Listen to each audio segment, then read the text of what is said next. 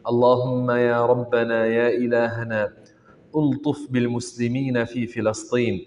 اللهم يا ربنا رد كيد اليهود في نحورهم. اللهم يا أرحم الراحمين يا أكرم الأكرمين احفظنا وارحمنا برحمتك الواسعة. أما بعد، مسلمات dan muslimin rahimakumullah subhanahu wa ta'ala. Allah subhanahu wa ta'ala telah berfirman dalam Al-Quran Al-Karim, Inna Allaha ma'al ladhina attaqaw. Difahami daripada firman Allah Ta'ala ini, Inna Allaha ma'al ladhina attaqaw, yakni Allah subhanahu wa ta'ala menyokong mereka dan memberi kemenangan kepada mereka. Yang bertakwa kepada Allah subhanahu wa ta'ala dikurniakan kepadanya kemenangan dan dia dijaga. Takwa ini adalah sebab untuk banyak kebaikan bagi seorang di dunia ini dan di akhirat ia memanfaatkan dia. Allah Ta'ala juga berfirman, وَمَنْ يَتَّقِ اللَّهَ يَجْعَلْ لَهُ مَخْرَجًا وَيَرْزُقْهُ مِنْ حَيْثُ لَا يَحْتَسِبُ.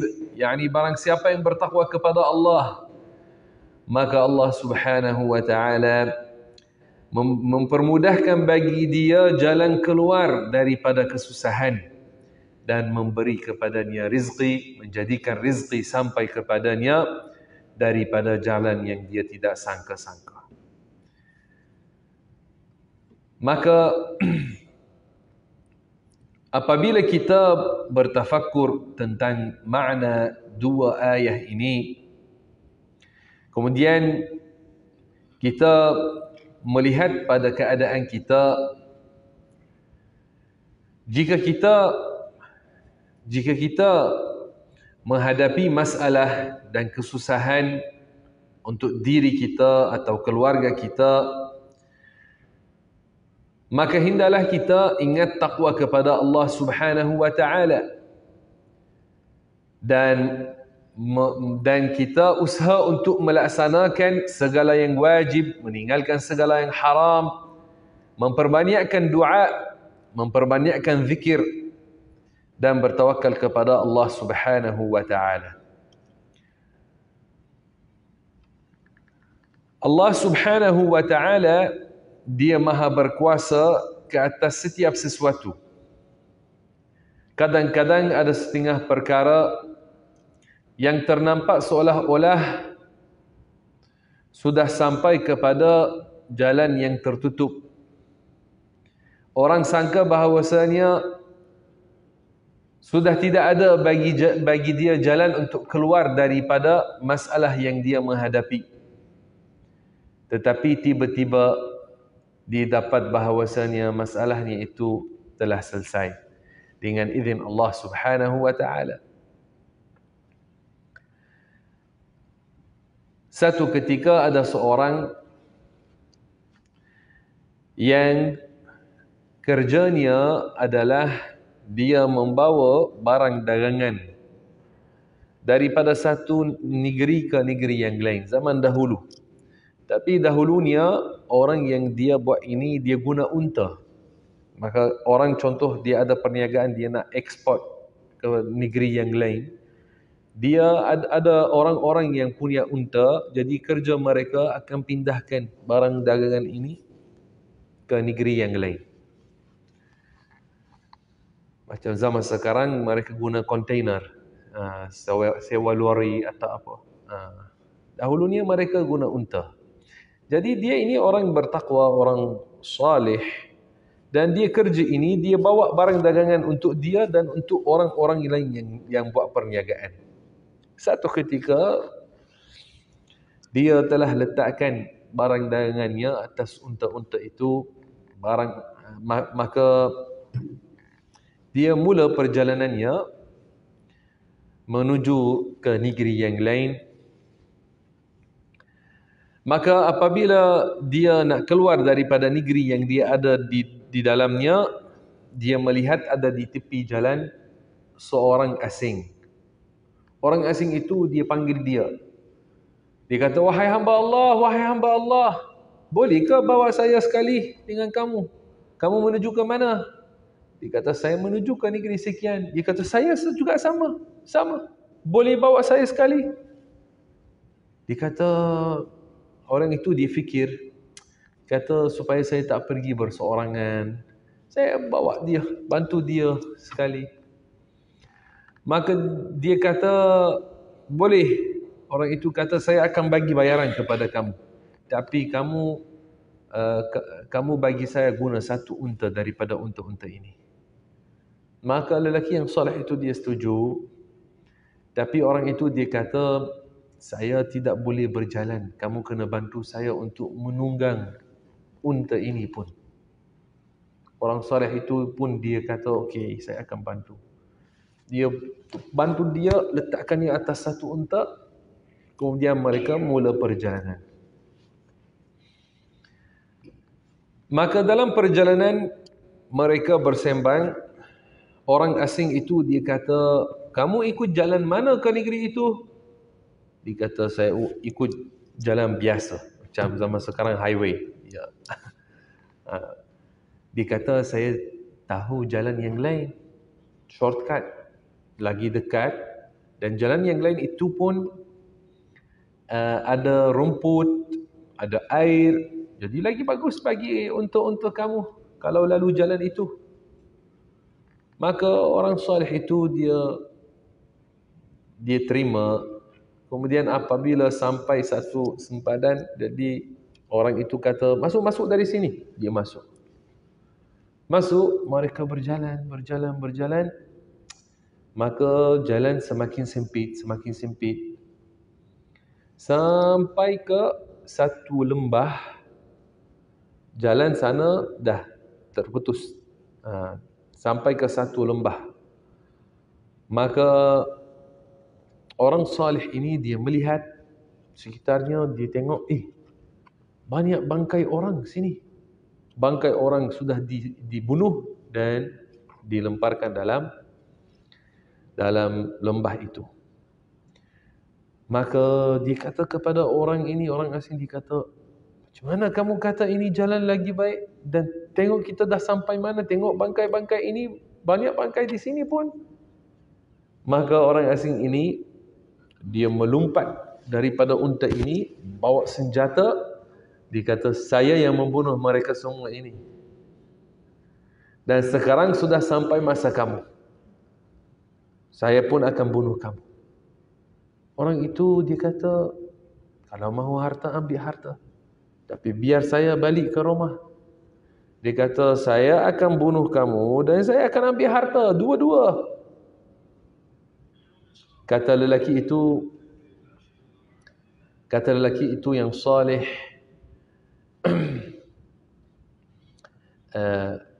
dia kata, biar saya untuk buat solat sebelum kamu membunuh aku.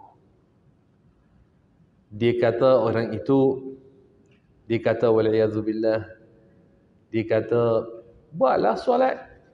Semua yang sebelum kamu pun minta perkara sama. Tengok saya telah bunuh kamu, telah bunuh mereka.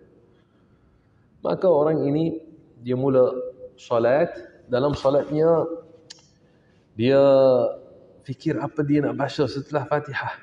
Kemudian dia ingat firman Allah Ta'ala, أَمَّنْ يُجِيبُ الْمُضْطَرَّ إِذَا دَعَاهُ وَيَكْشِفُ السُّوءَ. Yani, kamu ya Allah yang membantu hamba apabila ada dalam kesusahan, dan kamu yang berkuasa ke atas keluarkannya daripada kesusahannya.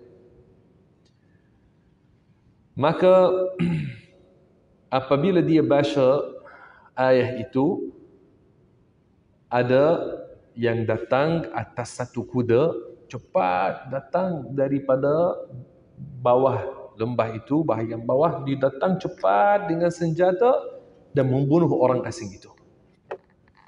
Jadi orang saleh ini terkejut. Dia habis salat, dia tanya, kamu ini siapa? siapakah kamu? Maka dia kata, saya adalah salah satu daripada para malaikat. Apabila kamu baca ayat itu, saya disuruh untuk datang membantu kamu. Subhanallahil azim. Maka tengok kepada apabila orang dia bertawakal kepada Allah dan dia bertakwa kepada Allah Subhanahu wa taala. Zahir kisah kalau dengar sebelum habis kisah, tengok ni macam mana dia nak lepas daripadanya. Tapi tengok kadang-kadang kalau tak ada manusia pun untuk membantu kita, boleh jadi para malaikat membantu orang-orang yang beriman. Bukankah dalam perang Badar? Dalam perang Badar, Allah Ta'ala telah mengutuskan 1000 malaikat membantu orang-orang yang beriman berperang terhadap orang kafir. Memerangi orang-orang kafir. 1000 daripada para malaikat. Allah Maha berkuasa ke atas setiap sesuatu. Dan Rasulullah sallallahu alaihi wasallam telah bersabda dalam hadis yang ditahsinkan oleh Al-Hafiz Ibn Hajar Al-Asqalani. Baginda bersabda,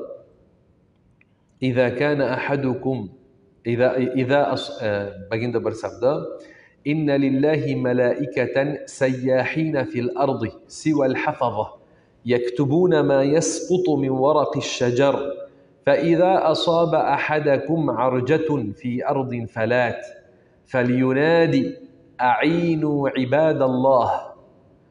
Hadis ini yang ditahsinkan oleh Al-Hafiz Ibn Hajar, yani Hafiz Ibn Hajar Al-Asqalani kata sanadnya kuat. Apa maknanya? Maknanya ada para malaikat yang mereka milik Allah Subhanahu wa taala. Mereka berkembara atas muka bumi ini. Dan baginda bersabda, mereka siwal hafazah, yani mereka selain al-hafazah. Al-hafazah, apa makna al-hafazah? Al-hafazah itu para malaikat yang menjaga kita daripada jin. Ada dengan setiap daripada kita, ada dengannya 8 daripada para malaikat. Mereka disuruh untuk jaga kita daripada jin. Tapi 8 ini bukan setiap masa 8 yang sama. Tak, mereka akan bertukar-tukar. Ada 8 naik, 8 turun.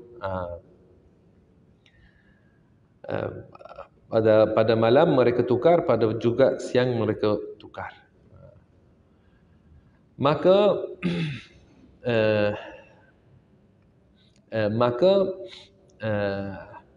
baginda bersabda bahawasanya ada para malaikat selain al-hafazah ini yang mereka berkembara atas muka bumi ini dan mereka catat apa yang gugur daripada daun-daun pokok.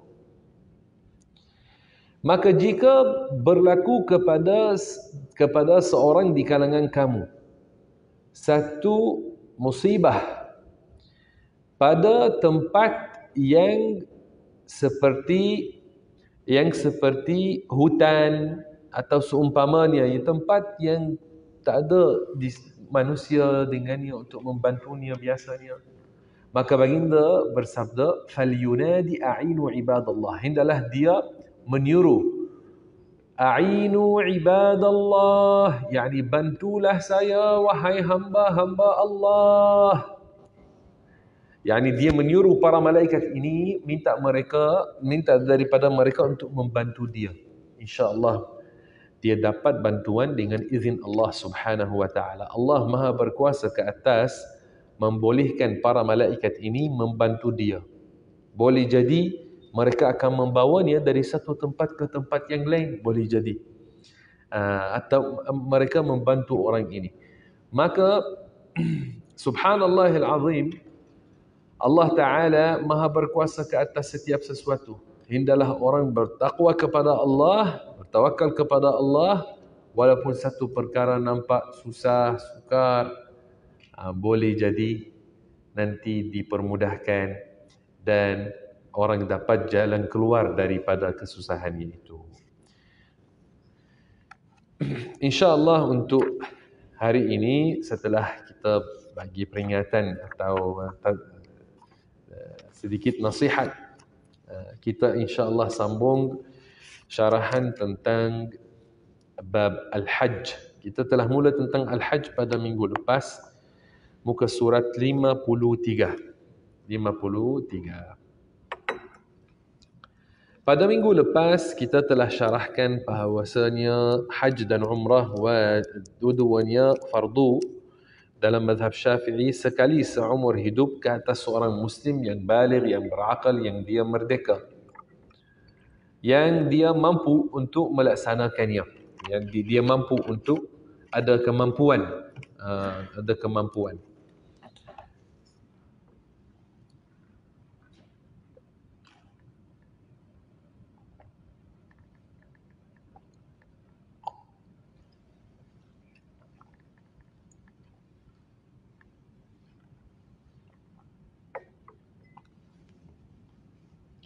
Untuk hari ini kita akan sambung syarah tentang furud al-hajj, yakni rukun-rukun hajj. Tetapi sebelum saya mula bahaskan tentang fardu-fardu hajj, yakni rukun-rukun hajj, kita nak menjelaskan bahawasanya dalam mazhab Syafi'i, apabila kita kata perkara ini fardu atau kita kata perkara ini wajib, sama makna dalam mazhab Syafi'i, melainkan dalam bab haji ada maksud yang lain. Dalam mazhab Syafi'i, kalau kita kata perkara ini fardu atau kita kata perkara ini wajib, maksud sama, melainkan dalam bab hajj, ulama Syafi'iyah mereka membezakan antara fardu dan wajib. Maka untuk hajj ada fardu-fardu, yakni rukun-rukun, dan ada kewajipan-kewajipan. Apakah rukun-rukun haji dan apakah kewajipan-kewajipan haji, kita akan bahaskan. Jika kita kata tentang sesuatu dalam bab hajj ia rukun, ya, fardu, jika kita guna perkataan fardu, maka maknanya hajj tidak sah tanpanya. Amalan hajj tidak sah tanpanya.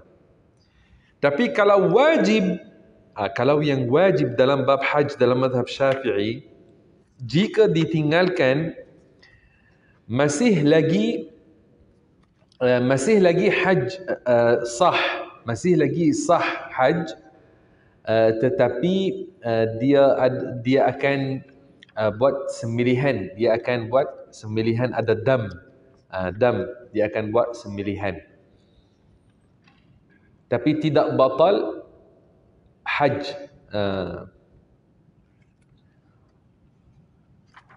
Adapun jika ia fardu, kalau ditinggalkan maka tidak sah hajj.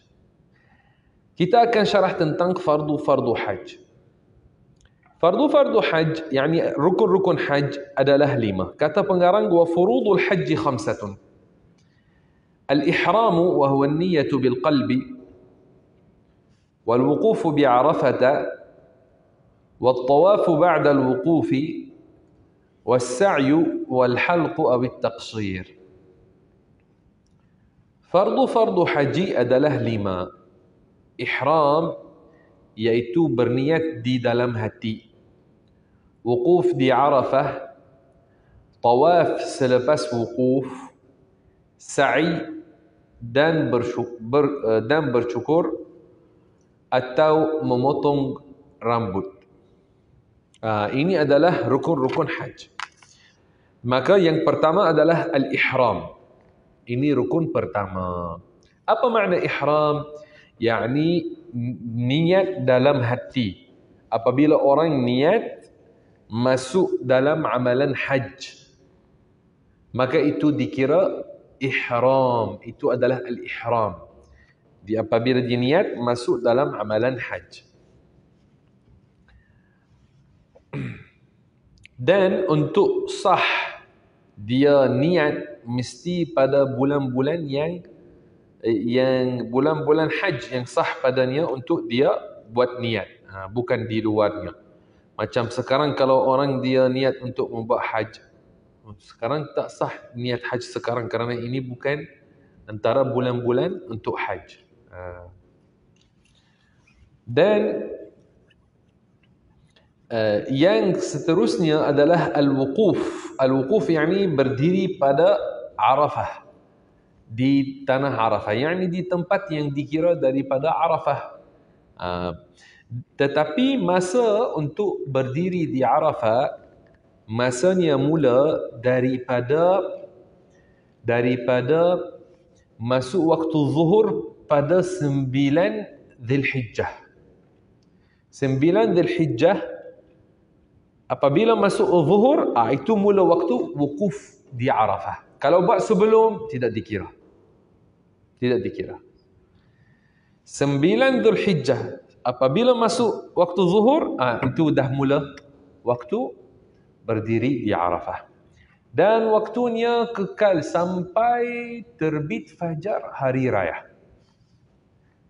Kalau orang berada di sana, walaupun masa yang sedikit, atau dia berlalu di tanah Arafah, walaupun dia lalu di tanah Arafah, tapi dalam waktu itu, maka ia dikira, ini dikira dah buat rukun ini.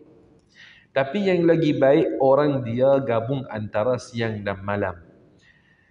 Yani dia ada sebahagian daripada siang di sana dan sebahagian daripada malam. Contoh dia ada pada waktu asar, kekal sampai solat maghrib. Contoh kemudian dia keluar, dia solat isyak, dia keluar. Macam itu, ini lagi baik untuk dia gabung antara siang dan malam. Lagi bagus. Tapi andaikan dia tidak buat, dia hanya pergi, lalu di sana pada waktu ini, waktu yang sah, kemudian dia keluar.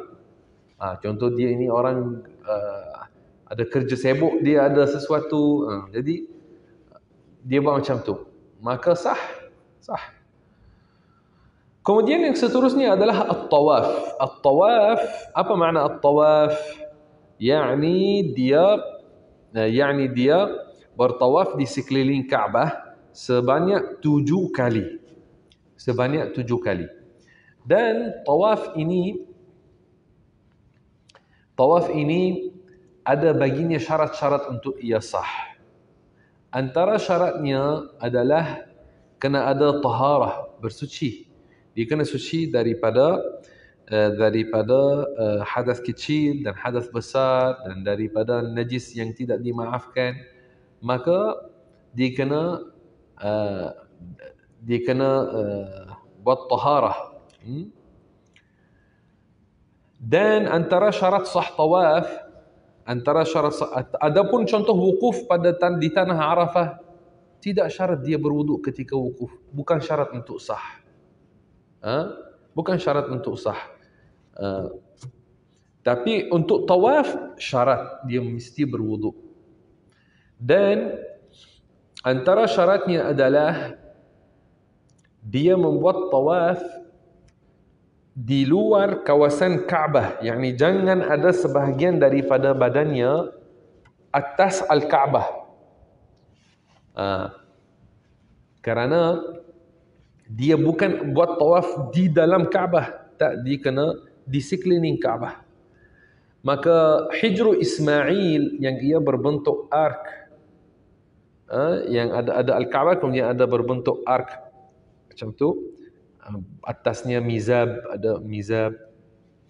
Maka dalam sa'i tidak boleh lalu antara Hijr Ismail dan binaan Kaabah. Tak boleh lalu di sana. Kenapa? Kerana Hijr Ismail itu sebahagian daripada Kaabah. Ia daripada Al-Kaabah. Maka kena lalu di belakangnya. Dan jangan ketika membuat tawaf, orang letakkan contoh tangannya atas Al-Kaabah, kemudian dia berjalan, sedangkan dia letakkan, tak, keseluruhan badannya kena luar daripada Kaabah. Dia buat tawaf di sekelilingnya. Dan bagaimana dia kira satu kali tawaf? Daripada batu hitam, dia mula. Apabila sampai balik ke batu hitam, itu 1. Kemudian 2. Kemudian 3. Dan ketika buat tawaf, mesti Kaabah ke arah kirinya. Dia jadikan Kaabah ke arah kirinya dan dia berjalan ke depan. Kalau dia buatnya terbalik, tidak sah. Kalau dia menjadikannya ke kirinya dan dia berjalan ke depan, tidak sah. Mesti Kaabah belah kirinya dan dia berjalan ke depan macam tu. Di sekeliling Kaabah. Andaikan orang dia ragu-ragu tentang bilangan tawaf, berapa kali dia telah buat, atau dia sekarang pada yang mana satu, adakah dia pada yang kelima atau pada yang keenam, dia buat apa, macam dalam solat. Kita ambil yang kurang. Kita ambil yang kurang. Kalau ragu-ragu 5 atau 6, kita ambil 5. Macam tu.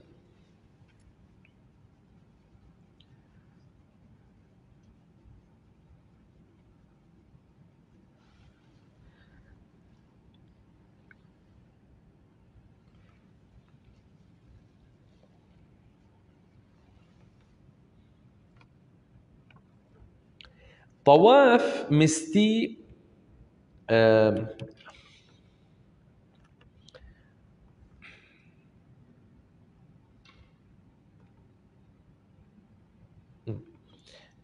tawaf itu yang ia tawaf al-fard, tawaf rukun.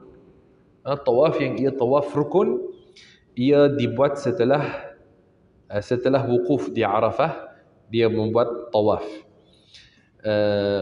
Kemudian dia kata dia kata was-sa'yu yani sa'i antara Safa dan Marwah.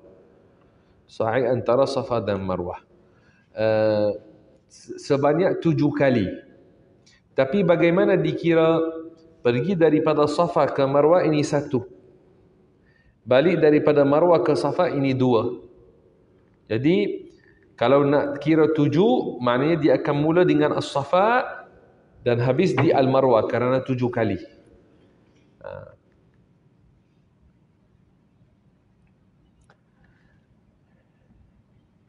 Dan as-sa'i dibuat setelah tawaf. Sama ada tawaf al-qudum, tawaf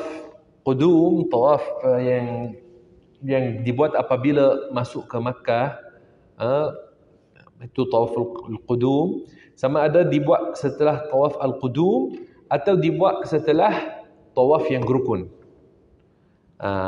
Tapi kena dibuat setelah tawaf. Sa'i kena dibuat setelah tawaf. Boleh buat sa'i apabila dah sampai Makkah sebelum wukuf. Sebelum wukuf dah sampai Makkah, maka buat tawaf qudum kemudian sa'i.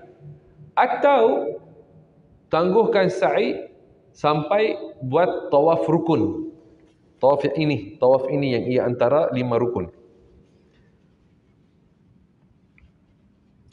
Kemudian rukun yang kelima adalah al-halq atau at-taqsir. Al-halq yakni bercukur, at-taqsir maknanya memotong rambut. Maka sama ada seorang lelaki dia bercukur atau dia memotong rambut. Kalau bagi perempuan maka hendaklah dia memotong rambut. Dia memotong rambut. Tapi kalau yang lelaki lagi afdal dia bercukur. Bercukur yakni dia guna yang dia guna apa namanya dalam bahasa Melayu? Bukan gunting, yang macam pisau apa? Apa? Pisau cukur. Dia guna pisau cukur. Lagi afdal bagi dia, lagi afdal bagi lelaki. Kalau dia tidak mahu, dia mahu memotong rambut sahaja, boleh. Tapi sekurang-kurangnya dia kena potong 3 rambut. Sekurang-kurangnya 3 rambut. Sama ada dengan gunting, atau kalaupun dia cabut 3 rambut pun sah. Sekurang-kurangnya 3. Bagi perempuan juga sekurang-kurangnya 3. Tapi lagi baik dia buat apa? Dia kumpulkan rambutnya dan dia potong daripada rambutnya. Dia potong sebahagian.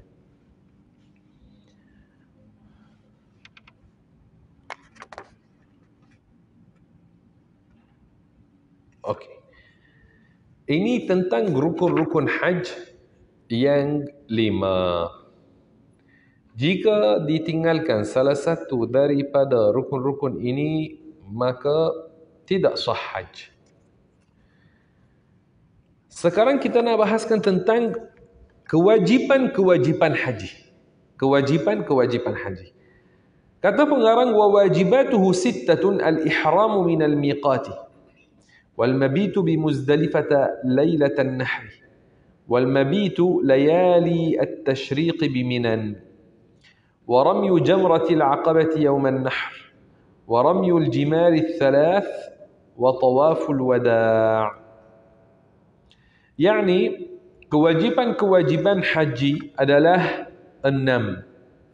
Berihram dari miqat, bermalam di Muzdalifah pada malam Idul Adha, bermalam di Mina pada malam-malam hari Tashriq, melontar Jamratul Aqabah pada hari Idul Adha, melontar, ini kita tak apa. ورمي جمرة العقبة يوم النحر ورمي الجمار الثلاث وطواف الوداع.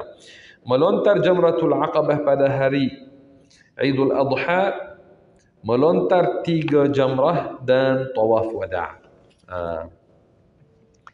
Maka ada 6 kewajipan bagi al-hajj.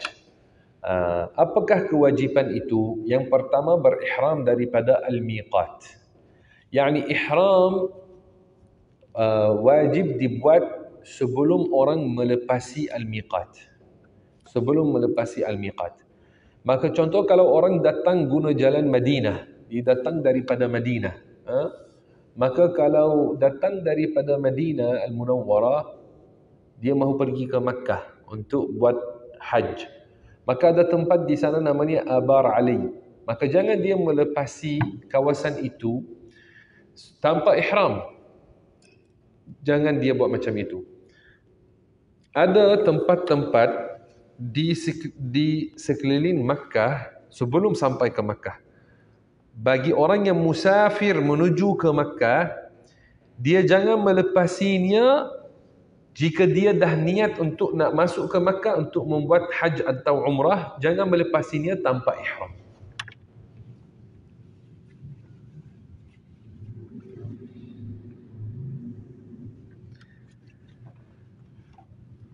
Dan antara kewajipan adalah al-mabitu bi Muzdalifah lailatan nahr, yakni bermalam di Muzdalifah, di tanah Muzdalifah pada malam Idul Adha. Bermalam di Muzdalifah pada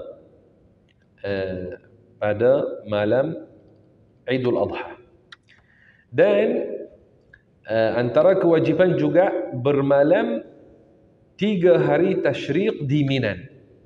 3 hari Tashriq, yakni malam 11, 12 dan 13. Hari-hari Tashriq adalah 11, 12, 13 Dzulhijjah. Maka antara kewajipan haj bermalam pada malam-malam Tashriq ini di Mina. Mina itu tanah namanya Mina. Muzdalifah juga satu tempat namanya Muzdalifah. Biasanya kalau kita nak buat kursus haj bagi orang yang dah dia mahu buat persediaan, maka kita akan tunjukkan bagi dia gambar, buat presentation bagi dia, kita bagi detail bagi dia untuk dia melihat bagaimana. Tapi untuk sini kita syarahkannya secara ringkas. Kata pengarang, waramyu jamratil aqabah. Antara kewajipan-kewajipan haj adalah melontar jamrah al-aqabah pada hari raya Idul Adha. Pada hari raya Idul Adha. Dan masanya mula daripada pertengahan malam Idul Adha. pertengahan malam Idul Adha, masa untuk melontar Jamrat Al-Aqabah. Dan pada 3 hari tasyriq melontar 3 jamrah. Melontar 3 jamrah pada 3 hari tasyriq. Setiap hari dengan 7 batu. Maka pada hari raya dia melontar Jamrat Al-Aqabah dengan 7 batu. Adapun pada 3 hari tasyriq dia melontar 3 jamrah setiap 7 batu. 7 batu untuk 3 hari. Wa tawaful wada', dan antara kewajipan adalah tawaf wada', yakni tawaf berpisah daripada Makkah. Itu ada ulama yang kata ia wajib. Tapi ada juga satu pendapat pun bagi ulama yang mereka kata ia sunnah sahaja, bukan wajib. Ada ulama yang kata ia sunnah, bukan wajib. Kata pengarang, wa furudul umrati khamsatun. Adapun tentang fardu-fardu umrah, maka ia 5. Ada 5 fardu bagi umrah, yakni rukun-rukun umrah. Rukun-rukun umrah adalah 5. Pertama, kata pengarang, al-ihram, thumma at-tawaf, thumma as-sa'i, thumma al-halq aw at-taqsir wa at-tartib ala ma dhukira. Fardu umrah adalah 5: ihram, tawaf, sa'i, bercukur atau memotong rambut, dan tertib berdasarkan perkara yang telah dinyatakan. Maka fardu umrah adalah 5. Pertama, ihram.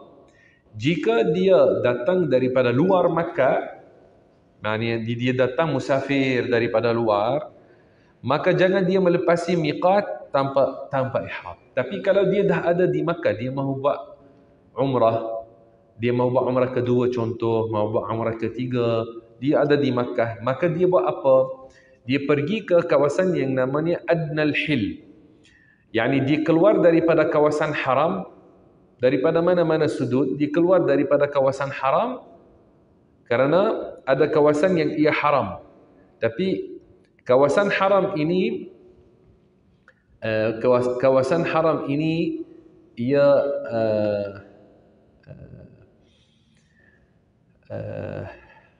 bukan terhad dengan miqat-miqat yang orang musafir datang.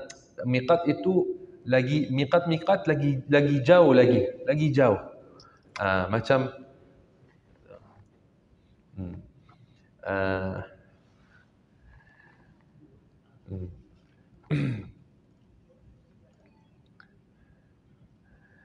macam kita ada Makkah, okey, Makkah atau ada kawasan haram dan ada jauh. Itu kalau miqat, kalau kita nak cakap tentang miqat,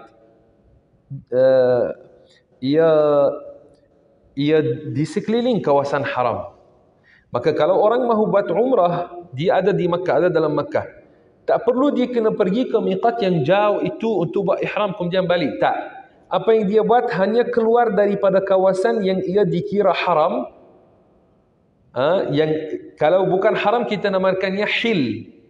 Hil itu maknanya bukan haram. Jadi adnal hil, dia keluar ke adnal hil, yakni tempat paling dekat pada tanah yang bukan haram. Dia buat ihram kemudian masuk balik. Ramai orang pergi ke Masjid Aisyah. Masjid Aisyah, pergi ke Masjid Aisyah, buat ihram kemudian masuk balik untuk buat umrah yang kedua. Dan ada tempat-tempat yang lain juga. Ada tempat-tempat yang lain.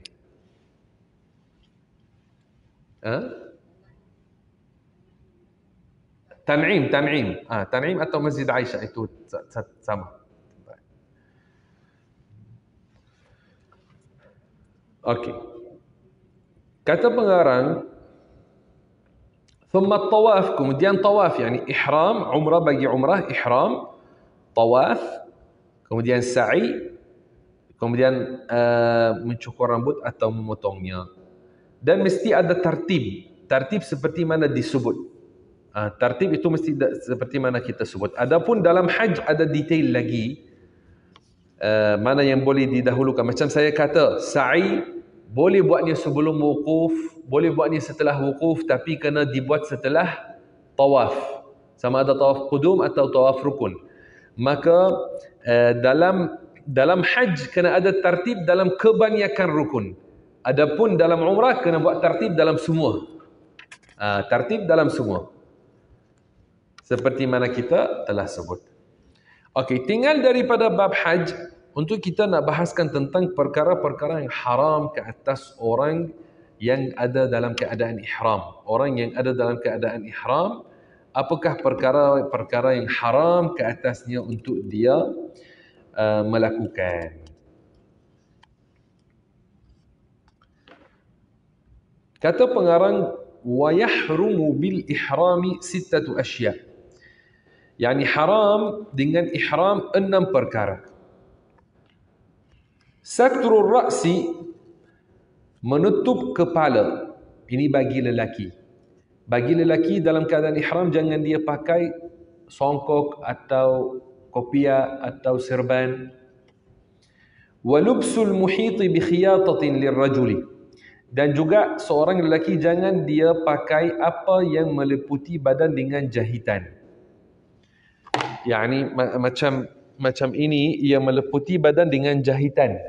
Apabila ia surround, ia meliputi, ia ada jahitan dari sini, meliputi dan diikat dengan jahitan. Kalau macam itu jangan lelaki memakainya. Kerana ini biasanya kita pakai tawal untuk ihram yang biasanya kita pakai yang putih. Tapi walaupun tawal itu ada jahitan di tepinya, tapi ia bukan meliputi badan dengan jahitan. Itu jahitan dia letakkan di tepi supaya tidak rosak, hujungnya tidak rosak. Tapi apabila kita guna pakai, maka ia tidak meliputi badan dengan sebab jahitan macam ini dan macam ini. Tidak. Maka ini bagi lelaki. Dan kata pengarang, wasatrul wajhi, dan bagi perempuan haram untuk dia menutup mukanya dengan apa yang ia lekat atas muka. Apa yang lekat atas muka, maka haram bagi dia untuk dia pakai ketika dia dalam keadaan ihram. Maka tak boleh dia pakai burdah yang menutup muka dengan cara lekat atas muka. Tapi kalau tidak lekat atas muka, dia jauh, boleh. Isteri-isteri Rasulullah sallallahu alaihi wasallam ada bagi mereka hukum khas. Kalau isteri-isteri Rasulullah diwajibkan ke atas mereka untuk menutup muka. Tapi ini hukum khas bagi isteri-isteri Rasulullah sallallahu alaihi wasallam. Diwajibkan atas mereka untuk menutup muka depan lelaki ajnabi. Ini khas bagi mereka, bukan bagi muslimat yang lain daripada umat. Maka mereka membuat apa? Mereka letakkan macam dua batang yang narrow, kemudian mereka jadikan burdah turun macam itu. Maka ia tidak lekat atas muka mereka ketika mereka berihram.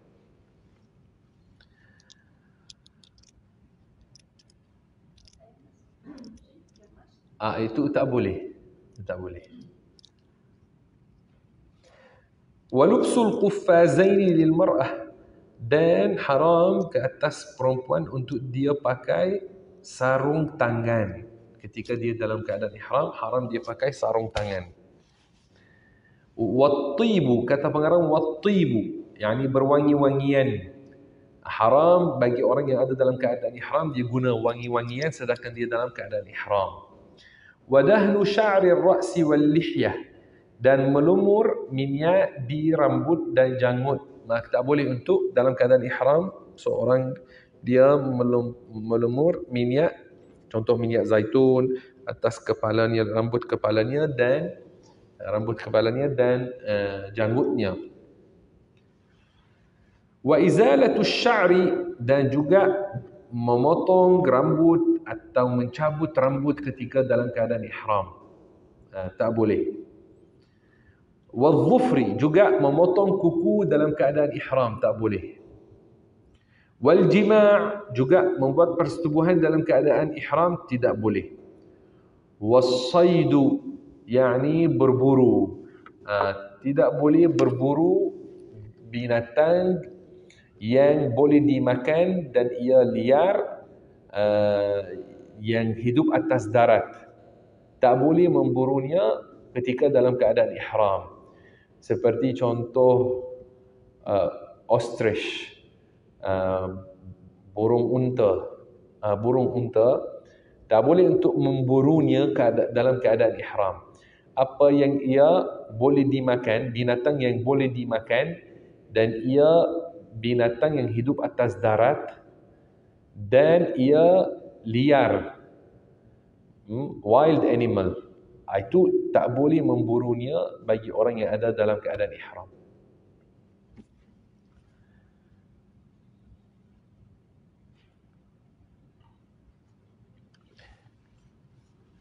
Kata pengarang, yahrumu saydul haramaini wa qat'u syajarihima 'ala al-muhrim wal halal wa tazidu Makkah biwujubil fidyah. Dan haram memburu di dua tanah haram, haram untuk memburu di dua tanah haram, maka burung perpati yang kita jumpa di Madinah jangan kita memburunya, tak boleh, dalam haram. Jangan kita memburu ini.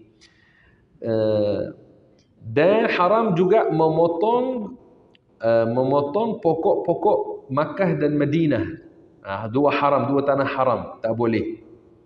Alal muhrim wal halal. Hukum ini bagi orang yang ada dalam keadaan ihram atau bukan ada dalam keadaan ihram. Haram untuk buat macam itu. Wa tazidu Makkah biwujubil fidyah. Dan jika ini dibuat di Makkah maka ada fidyah. Kalau di Madinah haram, tapi kalau di Makkah haram dan ada fidyah. Kalau dibuat. Maka ini antara hukum hakam yang khas bagi dua tanah haram ini. Semoga Allah kurniakan kepada kita semua membuat haj dan umrah. Amin ya rabbal alamin. Alhamdulillah wa sallallahu wa sallam ala rasulillah. Allahumma ighfir lana warhamna wa qina adhaban nar. Allahumma ja'alna min ibadika as-salihin. Allahumma anfa'na bima 'allamtana wa zidna 'ilman. Allahumma yassir lana umurana warhamna bi rahmatika al-wasi'ah. Walhamdulillahi rabbil alamin. InsyaAllah untuk minggu depan kita akan mula dengan bab muamalat yang sangat penting, apa yang berkaitan dengan jual beli, sewa menyewa dan sebagainya. InsyaAllah. Barakallahu fiikum. Wassalamualaikum.